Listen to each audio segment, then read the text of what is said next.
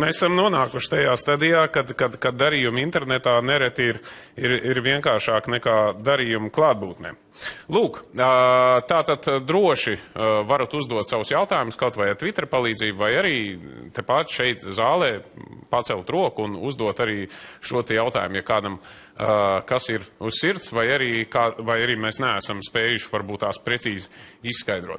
Par mācību spēkiem mēs vēl arī turpināsim. Bet vai es varētu uz ekrānu palūgt kaut kādā veidā pieslēgt tātad mājaslapu un apskatīties pirmkārt, cik cilvēki ir pieslēgušies šobrīd?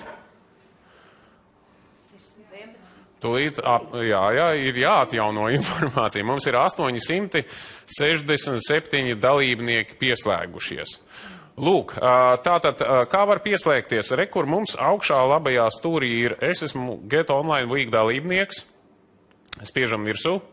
Un šeit mēs iegūstam tādu kā formu, nelielu aptaujas anketu, kurā cita starpā bez tā, ka cilvēki pieslēdzās, mēs vēlamies arī iegūt zinām informāciju par to, kādā vecuma grupā ir šie cilvēki un kāds vējš, ja tā var izteikties, viņus ir atpūtis uz šo pasākumu.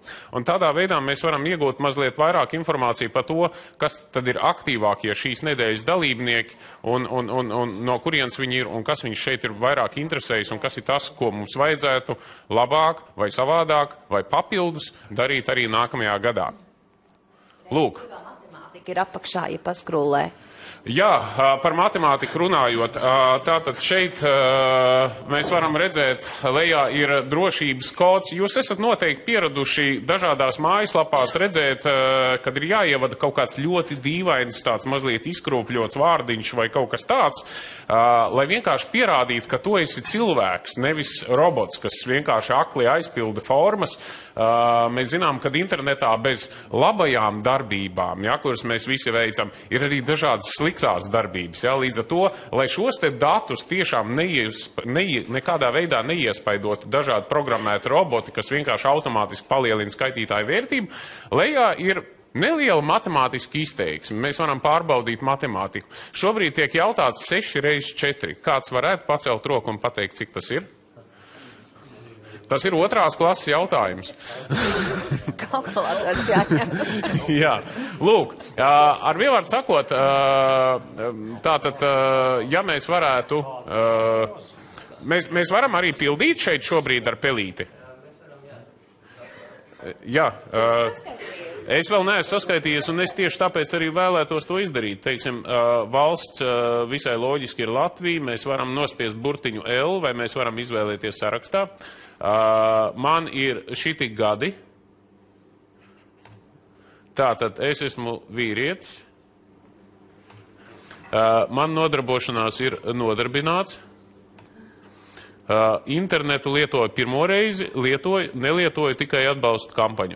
Es internetu lietoju, un šeit ir interesanti izvēle. Pirmām kārtām izmantoju pirmo reizi. Tas nozīmē, ka faktiski cilvēks ir nonācis šeit, pateicoties vienalga kolēģiem, draugiem, radiem paziņām, un viņš ir izteicis savu vēlmi kaut kādā veidā piedalīties.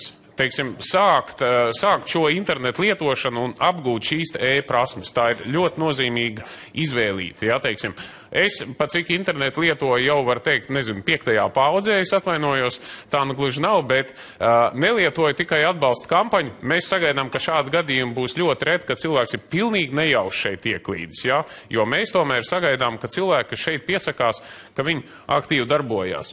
Es piedalos nedēļas pasākumos no mājas, no darba vai no sabiedriskajiem pasākumiem. Šobrīd es atrodos sabiedriskā pasākumā, tātad es spiežu šeit. Nu, pārbaudīsim manu matemātiku. 4 x 6 būtu jābūt 24. Pareizi, ja? Jā, vienbalsīgi klusēšana, piekrišana auditorijā. Lūk, paldies par piedalīšanos aptaujā. Un tagad mēs varam redzēt, kad ir saskaitījušies jau 867 dalībnieki. Tā skaitā arī es. Lūk. Tas ir... Vajag F5 refresh. Jā? Jā. 890. Jā, redzi? redz. Tā ir tā dīvaina sajūta, ka tu brauc ar peli un peli pārtver un viņa aizbrauc tavā vietā. Kas dzīvo manā datorā, rodas jautājums.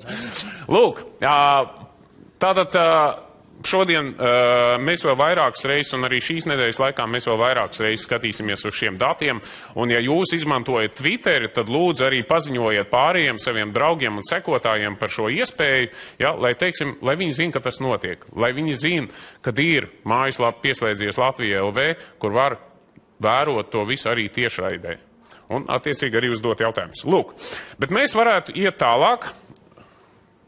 Un es varētu dot vārdu Imantam Freibergam. Un šeit pirmais jautājums par to latvisko Latvija et pasaule. Es domāju, ka latviski tas varētu būt Latvija pasaulē. Tas tā varētu būt, Jā.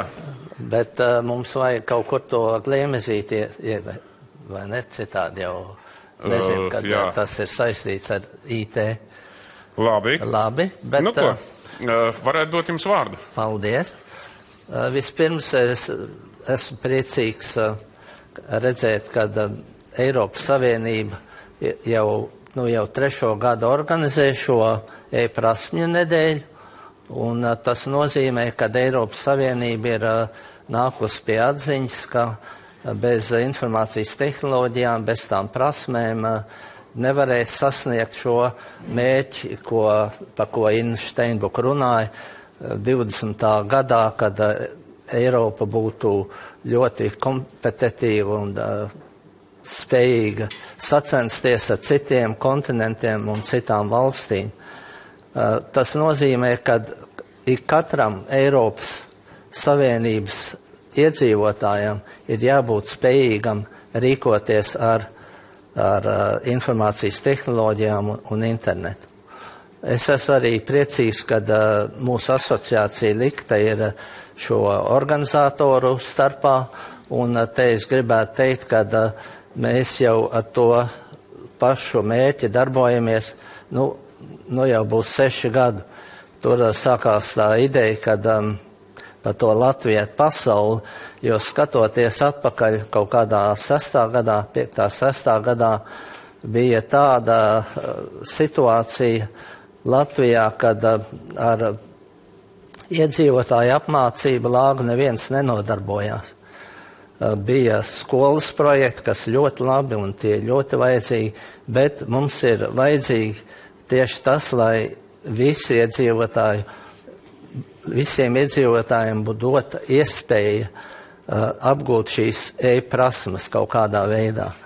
Un tad mūsu asociācija arī bija organizators un koordinators šim projektam, kur ar partneru palīdzību, protams, un šeit jāmin būtu Eiropas Savienības sociālais fonds, mūsu partneri Microsoft, toreizējā Handelsbanka galvenokārt arī, un galvenokārt pašvaldības, tika iesaistīts visas pašvaldības, lai iedzīvotājiem uz vietas būtu tā iespēja apgūt dažādu veidu apmācības, kuras mēs arī attīstījām, sākot no pamatprasmēm, bet apgūt tas nozīmē tiešām arī izmantot, ne tikai skatīties kaut kādus izdalītus materiālus, bet tiešām lietot to peli grūstīt un bīdīt un no viņas nebaidīties, un arī visās iedzīvotāju grupās. Ne tikai, ka tas nav domāts tikai skolēniem, tas ir domāts visiem.